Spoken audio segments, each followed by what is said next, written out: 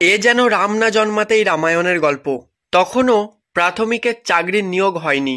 তারই আগে কত শূন্যপদে নিয়োগ করা যেতে পারে, সেখান থেকে কত টাকা তোলা যেতে পারে, চাকরি প্রার্থীদের কাছ থেকে মাথাপিছু কত টাকা নেওয়া যেতে পারে, তা নিয়ে নিজের বেহালার বাড়িতে দুই তৃণমূল নেতার বর্তমানে বহিষ্কৃত শান্তনু বন্দ্যোপাধ্যায় এবং কুন্তল ঘোষ সঙ্গে সুজয় কৃষ্ণ ভদ্র ওরফে কালীঘাটের কাকু বৈঠকে বসেছিলেন বলে অভিযোগ।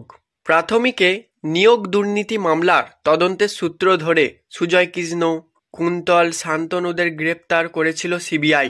শান্তনু বাদে বাকি দুজন জামিনে মুক্ত।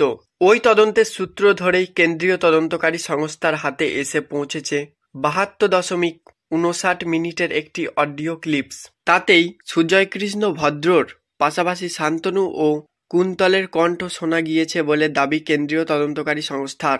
ইতিমধ্যে তিনজনের কণ্ঠস্বরের নমুনা ফরেনসিক পরীক্ষার জন্য দিল্লিতে পাঠিয়েছে কেন্দ্রীয় তদন্তকারী সংস্থা।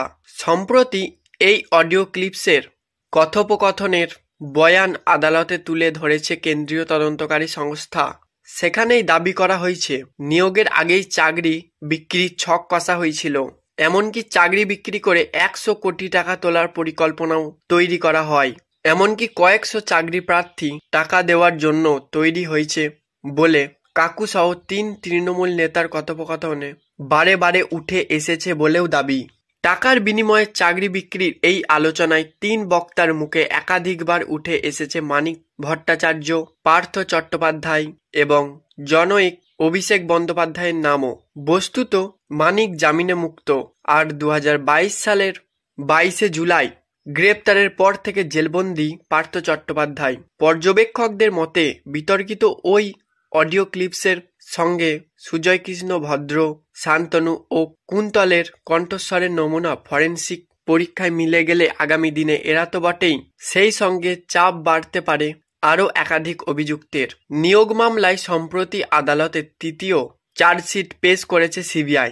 সেখানে জনৈক অভিষেকের নাম উল্লেখ করেছে কেন্দ্রীয় তদন্তকারী সংস্থা, যা নিয়ে সম্প্রতি সিবিআই এর বিরুদ্ধে ফোঁস করেছিল তৃণমূলের সর্বভারতীয় সাধারণ সম্পাদক অভিষেক বন্দ্যোপাধ্যায়ের আইনজীবী সঞ্জয় বসু। সিবিআই রাজনৈতিক উদ্দেশ্য প্রণোদিত ভাবে তাঁর মক্কেলের ভাবমূর্তি নষ্ট করার মরিয়া চেষ্টা করছে বলে বিবৃতি দিয়ে জানিয়েছিলেন তিনি।